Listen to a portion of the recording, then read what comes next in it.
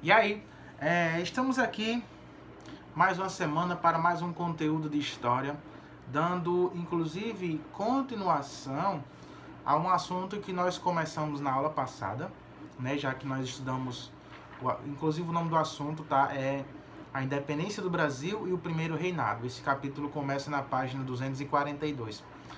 Na semana passada a gente estudou só sobre a independência do Brasil. O vídeo deve estar aparecendo ou aqui, ou aqui, ou aqui. Eu não sei qual é a orientação, qual é o lado que aparece. Mas aí vocês vão aqui ou aqui, clica no meu canal e aí vão lá nos vídeos e vocês vão encontrar o vídeo da aula anterior para quem não assistiu, tá? Hoje nós vamos dar continuidade falando especificamente sobre o primeiro reinado, que foi o governo do Dom Pedro I.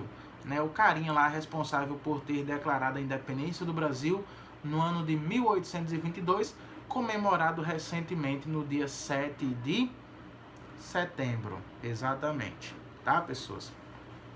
Então, o primeiro reinado começa na página 244. Aqui ele vai falar que não teve tanta participação popular assim do Brasil, basicamente não teve, né? Foi um acordo político liderado pelas elites do Brasil na época. E essa elite, ela era dividida entre dois partidos políticos, podemos dizer que eram partidos políticos. As pessoas que defendiam um regime mais republicano, como é o Brasil hoje em dia, já as pessoas que defendiam uma maior concentração de poderes, principalmente na figura do Dom Pedro I. Vamos fazer a leitura na página 224, onde tem o primeiro reinado. A independência ocorreu sem participação da sociedade. Porém, dois grupos políticos se envolveram no processo. O primeiro, de linha radical, defendia uma ideologia liberal que apontava para os moldes republicanos. O segundo, mais conservador, foram os vencedores do movimento, formado por funcionários públicos, aliados à monarquia e por comerciantes portugueses que defendiam a legitimidade do Estado feita pelo imperador.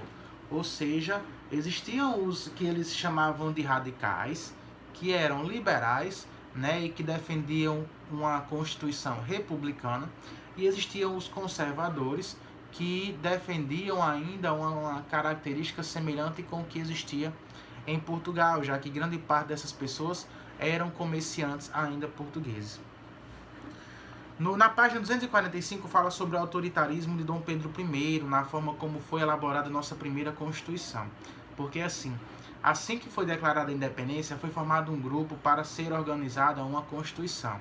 A primeira Constituição ela foi criada, só que Dom Pedro I, quando leu, viu que não tinha tantos poderes como ele imaginava que tivesse. Então ele cancela essa reunião, essa Assembleia Constitucional, cancela esse grupo, não autoriza essa Constituição e cria um grupo de sua confiança, os seus babões, como se fossem os cargos comissionados de hoje em dia, e cria uma Constituição de acordo com sua vontade própria. Em vez de ter três poderes, como estavam acontecendo em outras regiões, influenciados pelas revoluções iluministas e pela Revolução Francesa, que era antigamente executivo, legislativo e judiciário, a nossa Constituição, nossa primeira Constituição, vão ter 4 poderes. Vai ser executivo, legislativo e judiciário, ok. Mas vai ter ainda o poder moderador. E isso está descrito num gráfico na página 244 aqui, ó. Muita calma nessa hora, mas abram aí, viu, no livro de vocês, para vocês acompanharem aí, ó. Daqui, ó, todo esse gráfico, ele representa como foi a divisão dos poderes na nossa primeira Constituição. Nós temos no meio poder executivo, à direita poder judiciário, à esquerda poder legislativo. Mas acima de tudo isso tem o quê? Poder moderador. Quem era o poder moderador? Aí puxa a setinha, era o imperador. E o imperador, ao mesmo tempo, ele era também o poder executivo. Enquanto o poder executivo, ele tinha autoridade para nomear os presidentes da província e também os conselhos provinciais. Já o poder judiciário, quem nomeava quem? O Supremo Tribunal de Justiça. E o poder legislativo nomeava a Assembleia Geral, que poderia ser o Senado e também a Câmara dos Deputados. Mas acima de toda essa estrutura tinha quem? O poder moderador. Então qualquer articulação, qualquer decreto, qualquer coisa que não estivesse de acordo com o interesse do poder moderador, ele poderia burlar, ele poderia vetar. Ou seja, as coisas só aconteciam do jeito que Dom Pedro I concordasse. Por isso que chamam de autoritarismo, porque era basicamente um regime autoritário mesmo, uma ditadura do Dom Pedro I, onde tudo deveria seguir do jeito que ele queria. Né? Além disso, a Constituição estabelecia no Brasil uma monarquia constitucional, hereditária e vitalícia sobre a forma imperial, ou seja, passava de pai para filho de forma vitalícia, ou seja, para sempre. Né? Isso só vai acontecer, só vai acabar em 1889 com a proclamação da República, mas isso aí a gente só vai estudar no 9º ano. Como já era de se esperar, vão acontecer algumas rebeliões no Brasil contra esse autoritarismo do Dom Pedro I. E aí o livro traz aqui a Confederação do Equador de 1824. Está na página 245. A imposição de uma carta constitucional, ou seja, a Constituição de Dom Pedro I, sem consultar a sociedade, desencadeou uma onda de protestos entre diversas elites das camadas médias urbanas, ou seja, a classe média, de diversas províncias, que hoje são os estados. No dia 2 de julho de 1824, em Pernambuco, eclodiu uma revolta de origem republicana na região, ou seja, liderado pelos que eles chamavam de radicais, já que eram republicanos. Entre os líderes estava o Frei Caneca e o jornalista Cipriano Barata. Mas aí, né, apesar de toda a revolta, de toda a adesão popular naquela época, a Confederação do Equador ela acabou sendo controlada pelas tropas portuguesas, agora portuguesas, mas não, né, já que agora o Brasil era um país independente.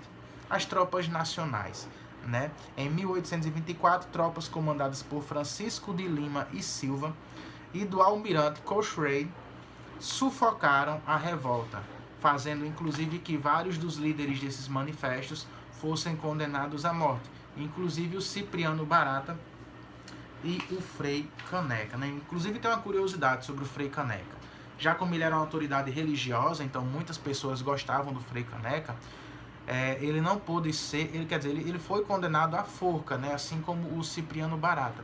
Só que o carrasco, que é aquela pessoa responsável por enforcar o cara que está sendo punido, ele não conseguiu matar o Frei Caneca enforcado, né? Porque ele tinha medo e tal, ele respeitava o Frei Caneca.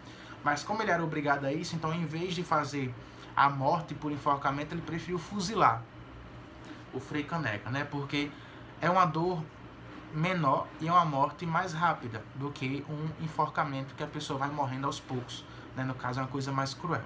Então é melhor que seja fuzilado para evitar mais sofrimento. É melhor entre aspas, né? Ninguém quer ser fuzilado, mas ok. Entre um enforcamento ou um fuzilamento que, pronto, você morreu e não sente mais nada, é melhor ser fuzilado, né? Mas enfim, bom mesmo é nenhum dos dois. Continuando na página 246, vai falar sobre a Guerra da Cisplatina. Para quem não sabe, a Cisplatina é uma região onde hoje é o Uruguai. E essa região, ela era disputada a tapas por Brasil e a Argentina.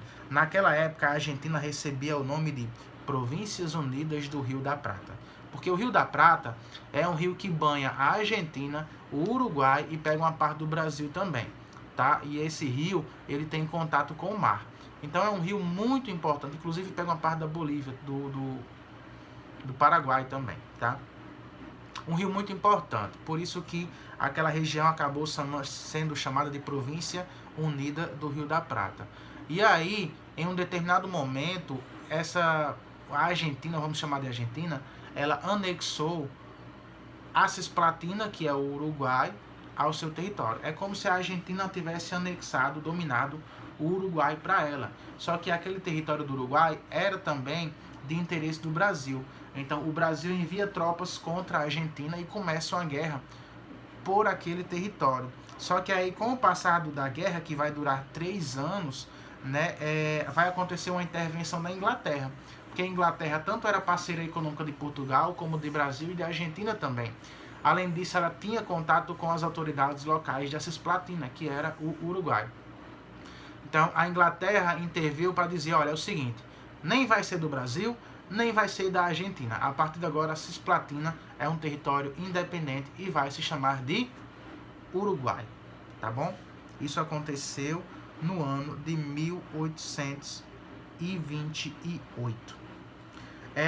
Com o passar do tempo, Dom Pedro foi aumentando um desgaste e causando uma crise nesse primeiro reinado, né? Ele acabou ficando afastado dos liberais, ficando com a imagem muito desgastada. E Dom Pedro I, ele se apoiava-se cada vez mais no partido português, que era uma contradição, já que ele tinha declarado a independência do Brasil. E esse partido português, ele estimulava o autoritarismo e reforçava a reunificação do Brasil com Portugal, ou seja, como se Dom Pedro ele desmarcasse, ele cancelasse a independência do Brasil e voltasse a ser de Portugal. Então, aos poucos, a oposição a Dom Pedro I foi crescendo. Junto a isso, existia uma questão de sucessão do trono português, já que o seu pai, Dom João VI, tinha morrido, né, e o Dom Pedro I ele era o herdeiro da monarquia portuguesa. Então, já que o Dom João morreu, quem deve assumir é seu filho. Quem é seu filho? Dom Pedro I, que está lá no Brasil. Então, ele teria que voltar para Portugal para assumir o trono do seu pai, lá em Portugal. Né? Nesse cenário, as medidas autoritárias de Dom Pedro I só contribuíram para a consolidação de uma impopularidade perante os políticos, né? Ninguém mais estava gostando de Dom Pedro I, as elites e a população. Dessa forma, em 7 de abril de 1831, Dom Pedro I renuncia e abdica o trono, ou seja, abandona o trono em favor de seu filho, para deixar para seu filho, o Pedro de Alcântara, que na época só possuía 5 anos de idade. E aí a gente vai dar continuidade a esse assunto na próxima semana, porque assim, com 5 anos de idade você não pode ser imperador, você não pode ser um presidente da república, tem que esperar a idade para chegar a esse nível, né? No caso a maioridade. Então vai acontecer um período governado por outras pessoas, que vai ter que governar o Brasil até Dom Pedro II, no caso Pedro de Alcântara, atingir a maioridade. Então vai ter o primeiro reinado, Dom Pedro I, e vai ter o segundo reinado, Dom Pedro II. Só que no intervalo desses dois reinados vai ter o período regencial, que vai ser o nosso próximo assunto. Tá bom, pessoas? Como eu disse, continuem as atividades. Agora respondam da questão 11 até a questão 20. Beleza? Valeu, falou, é nóis.